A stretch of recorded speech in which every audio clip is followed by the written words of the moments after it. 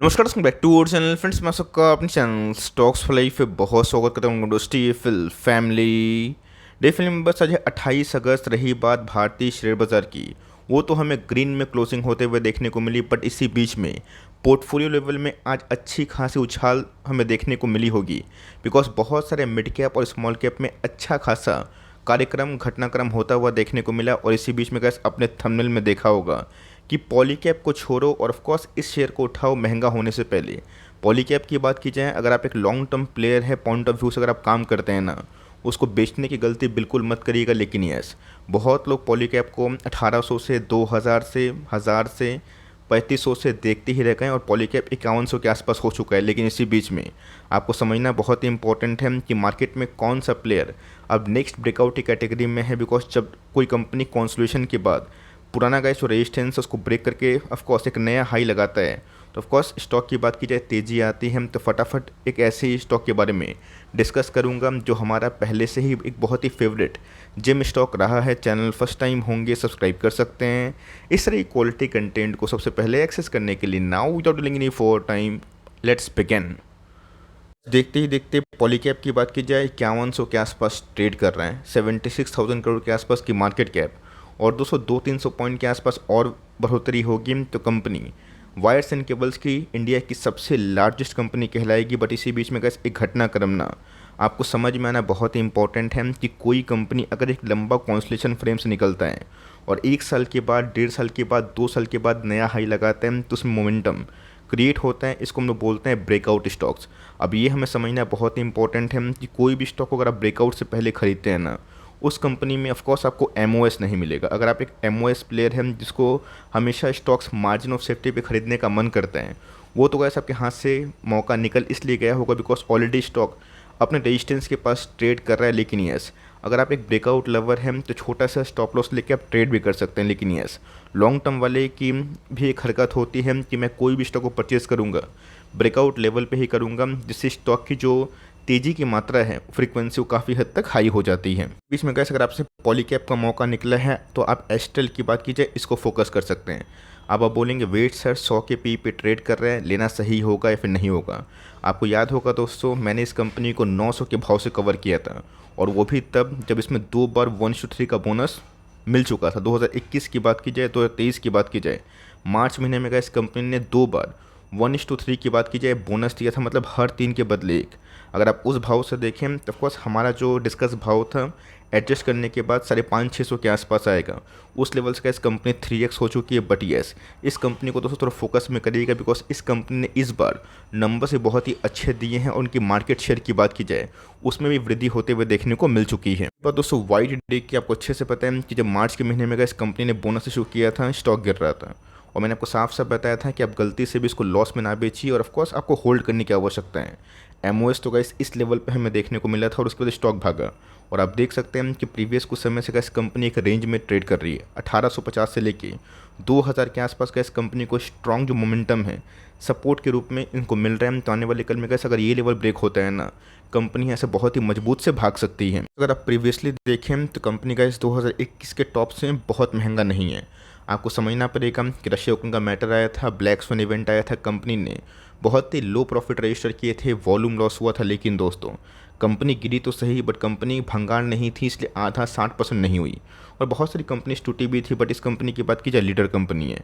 अब रही बात दोस्तों प्रीवियस, अगर आप देखें 1, 2, 3, अगर इस लेवल पर इस कंपनी और थोड़ा दिन कंसोलिडेट करती है ना, तो ब्रेकआउट और ही मजबूत हो सकता है। 5 ईयर्स की बात की जाए, वाइट डे की बात की जाए, कंपनी का अभी भी एक मल्टीबैगर रही है। और इन सब कंपनी को अगर आप होल्ड करते हैं क्राइसिस में और बस बने रहते हैं, एसआईपी करते हैं, तो अच्छे पैसे बन सकते हैं। पुरानी होल्डिंग बाइंग है, तो मेरा ऐसा मानना है कि अब आने वाले 1 साल में ना ऐसे बहुत सारे पाइप एंड पीवीसी के बिजनेस है जो चलने के लिए एकदम रेडी हो चुके हैं। दोस्तों बात करना बहुत ही इंपॉर्टेंट है कि एस्टेल का बिजनेस मॉडल इतना रोबस्ट क्यों है, डिमांड हमेशा एस्टेल में क्यों होती है। बिकॉज आप सबको अच्छे से पता है कि एस्टेल एक समय सिर्फ और सिर्फ पाइप पीवीसी में काम करती थी। बाद में इनके कौन सो प्रॉफिट आना शुरू हुए जिसमें एडहेसिव इंडस्ट्री भी आई।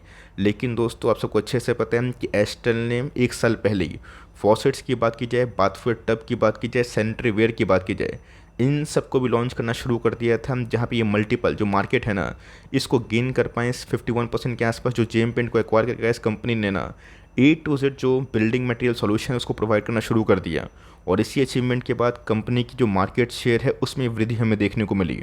और पूरे बोर्ड की बात की जाए उन सबसे गैस कंपनी को अभी तक ना काफ़ी जो रोबस्ट डिमांड है वो देखने को मिल रहा है। कंपनी के सीएफओ की बात की जाए उन्होंने गैस रिसेंटली प्लम्बिंग पाइप्स की बात की जाए, फिटिंग एंड बाथवेयर टब्स की बात की जाए, जो ये सब कंपनी में काम करती जो कंपनी के की बिजनेस जो आइटम्स सेगमेंट्स हैं जो प्लम्बिंग पाइप से डील करती है, इसका गैस फ़ायदा ये हुआ कि कंपनी का जो मार्केट शेयर है ना वो काफ़ी हद तक इंक्रीज़ होता हुआ देखने को मिला। और तो से ये मैं नहीं बोल रहा हूँ, हिरानंद सवलानी की बात की जाए जिनके सीएफओ है, उन्होंने गैस हाल फिलहाल में ही CNBC TV18 को कुछ कमेंट्री दी। और ऑफ कोर्स उनकी कमेंट्री को गैस मैं फिर से दोहरा रहा हूँ। और ऑफ कोर्स जो प्राइस सेक्शन है ना उसको थोड़ा सा नोटिस करिएगा, जिससे गैस हम लोगों को आराम से ब्रेकआउट के पहले हिंट मिल जाएगा। ये बात दोस्तों कंपनी के मार्केट शेयर बढ़े हैं, बहुत ही अच्छी बात है। अब दोस्तों यहाँ पे कैश पता है क्या है, आपको अच्छे से पता है कि एस्टेल अभी डाइवर्सिफाइड बिजनेस मॉडल में काम करती है। उनके जो रेवेन्यू अभी के टाइम आ रहे हैं ना ये 60% के आसपास हमें देखने को मिल सकते हैं आने वाले 5 ईयर्स में। कंपनी के प्रोजेक्टेड स्ट्रीम की बात की जाए उनको ऐसा लग रहा था कि 50 से 55% के आसपास ही इनके जो मार्केट शेयर है ऑर्गेनाइज्ड वे में ये काम कर सकते हैं। लेकिन दोस्तों ये उम्मीद से पहले अपने मार्केट शेयर को गेन कर रहे हैं। और इनका कैसे जो एस्टीमेट पाइप का रिव्यू है ना वो आने वाले कल में और भी बढ़ सकता है। तो मोटा मोटी कैसे बोलने का ये मतलब है कि अगर रेट कट शुरू होता है, बिल्डिंग्स बिकते हैं, तो बिल्डिंग में गैस पाइप की आवश्यकता होगी, फॉसेट्स की आवश्यकता होगी, बाथवेयर की आवश्यकता होगी, टब की आवश्यकता होगी, सैनिटरी वेयर की बात की जाए उसमें गैस कंपनी कंप्लीट जो प्लान है ना वो कस्टमर्स के सामने ला रही है। और आने वाले 5 ईयर्स के लिए कैसी कंपनी यहाँ से मुझे बहुत ही और बड़ी दिखाई दे रही है। और रही बात कंपनी के CAGR सेल्स की ग्रोथ की, वो भी गैस पोस्ट रशिया यूक्रेन के मैटर के बाद काफ़ी हद तक स्टेबलाइज हो चुके हैं। कंपनी का गैस जो भी टारगेट्स था वो उम्मीद के पहले होता हुआ देखने को मिल रहा है, जस्ट लाइक बर्जर पेंट्स।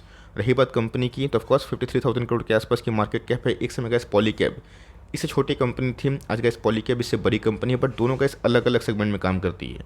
एक FMEG सेगमेंट में काम करती है, वायर्स एंड केबल्स में काम करती है, और दूसरा पाइप PVC में काम करती है। बट यस ये दोनों गैस हमारे आज से नहीं बहुत ही पुराने पिक रहे हैं, आप सबको अच्छे से पता है। तो कंपनी गैस 111 के आसपास PE पे ट्रेड करती है, थोड़ा महंगा तो है लेकिन यस आने वाले कल में गैस अगर अर्निंग्स ग्रोथ होता है, EPS ग्रोथ होता है, तो हमें वही चीज़ सस्ता दिखाई पड़ सकता है अगर प्राइस में बढ़ोतरी नहीं हुई।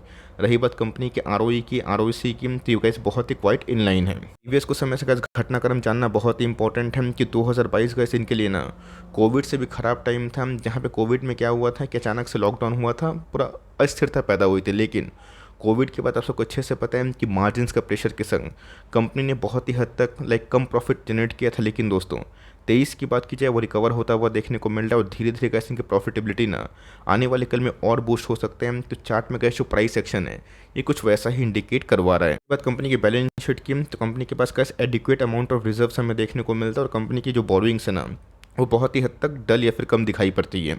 प्रोमोटर होल्डिंग की, तो 55% के आसपास गैस प्रोमोटर की होल्डिंग हमें दिखाई पड़ती है, जो पिछले कुछ समय से अनचेंज्ड है। FIS ने कैसे अपनी होल्डिंग को बढ़ाई है, इस चीज़ को नोटिस करिएगा। DS की होल्डिंग थोड़ी बहुत कम हुई है। और एज यूजुअल कैसे जब स्टॉक एक लंबा कॉन्सोलिडेशन फेज में होता है तो उधर पे कैसे क्या होता है कि बहुत लोग रेजिस्टेंस से बेच देते हैं, ये सोच के कि स्टॉक नहीं भागेगा, और उनके बेचते ही स्टॉक काफ़ी रॉकेट हो जाते हैं। तो नेक्स्ट 5 ईयर्स के लिए कैसे अगर प्लान कर रहे हैं ना आप चाहें तो अभी भी इक्का दुक्का स्टॉक लेके पारी खेल सकते हैं। और जब जब बड़ी गिरावट होती है ना आप चाहें तो जो मल्टीपल जो शेयर्स हैं अगर आप अफोर्ड कर पाते हैं वैसे करके SIP जिसको लोग बोलते हैं बाई ऑन डिप्स अपनी एवरेज को थोड़ी बहुत कम कर सकते हो। सो चार्ट में क्या डेवलपमेंट हमें देखने को मिल रही है देखना बहुत ही इंपॉर्टेंट है। तो ऐसा नहीं कि एस्टेल अपने रेजिस्टेंस पॉइंट पे आ चुका है तो यहाँ पे कल से ही ब्रेकआउट हो जाएगा। आपको समझना बहुत ही इंपॉर्टेंट है कि एस्टेल का एक अपने आप में ही ब्रिलियंट स्टॉक है। इनके ब्रिलियंट बिजनेस की वजह से कंपनी के शेयर होल्डर्स को लॉन्ग टाइम बहुत ही फ़ायदा हुआ। तो बॉलिंजर बैंड का जो गैस विथ है वो बहुत ही नैरो होता हुआ देखने को मिल रहा है। अगर ये 2000 के ऊपर कैसे अगर बेस फॉर्मेशन करके निकला ना, फर्स्ट टारगेट का इस 2200 के आसपास होगा। और उसके बाद कंपनी 2600 से 2800 इस पूरे फाइनेंशियल ईयर का इस Q4 के नंबर्स के बाद तक आराम से जा सकती है। लेकिन यस उसके लिए कैसे जो नंबर्स है ना उसको भी हम लोग को टाइमली मॉनिटर करने की आवश्यकता पड़ सकती है। ये बात दोस्तों वीकली चार्ट की, तो आप देख सकते हैं कि बॉलिंजर बैंड का जो विथ है ना वो थोड़ा सा बढ़ता हुआ देखने को मिल रहा है। यहाँ पे कैसे हमने कमेंट्री दी थी, आपको याद भी होगा, आज से तकरीबन 8, 10, 12 क्वार्टर पहले, 3-4 महीना के पहले की बात कर रहा हूँ, जब एस्टेल 1400 के भाव पे ट्रेड कर रही थी तो मेरा ऐसा मानना है कि करीब 2000 के ऊपर निकलने के लिए सक्षम होती है कंपनी। शॉर्ट टर्म में ही 2200 के आसपास जा सकती है। और अगर इधर पर अब खरीदना है ना आप चाहें तो थोड़ी मोड़ी क्वांटिटीज अभी बाई कर सकते हैं। लेकिन यस लॉन्ग टर्म के लिए करिएगा। आप थोड़ा सा वेट एंड वॉच कर रहे हैं कि 100-200 पॉइंट गिरेगा तो मैं बाइंग करूँगा, तो भी गैस खराब रणनीति नहीं है। लेकिन यस उसके लिए आप चाहें तो बाय ऑन डिप्स का फॉर्मूला लगा सकते हैं, बट यस कंपनी को अगर आप होल्ड की हैं इतने टाइम तक ना, 1 डेढ़ साल 2 साल 3 साल ना बेचें, और कंपनी का गाइस जो ख़राब टाइम आपने विटनेस किया ना, अब जो गुड टाइम है जहाँ पे मार्जिन प्रेशर काफ़ी कम हो गए हैं बिकॉज ऑफ लो इन्फ्लेशन, इससे गाइस कंपनी को, जो पीवीसी मेकर कंपनी को, सारी कंपनी को आने वाले कल में ट्रेमेंडस फ़ायदा हो सकता है। ये बात दोस्तों मंथली चार्ट की, तो आप देख सकते हैं कि ये तो गाइस ब्रेकआउट के एकदम वर्ड्स पे ही है और कभी ब्रेकआउट हो सकता है, बट वॉल्यूम की बात की जाए ये हमें अचानक से थोड़े बहुत बढ़ते हुए देखने को मिल रहे हैं। और ऑफकोर्स जो एवरेज ट्रेडिंग वॉल्यूम है ना दोस्तों, इससे कंपनी का जो शेयर प्राइस अगर निकला है तो कंपनी का शेयर सस्टेन करेगा। आपका क्या व्यू है कमेंट बॉक्स में ज़रूर बताइएगा, और कुछ भी करने से पहले अपने सेल्फ स्टडी, सेल्फ रिसर्च करिएगा, चाहे तो अपने फाइनेंशियल एडवाइजर से भी कंसल्ट कर सकते हैं। तो गाइस मिलते हैं जल्दी ही, तब तक के लिए bye. Thanks for listening friends, God bless you all.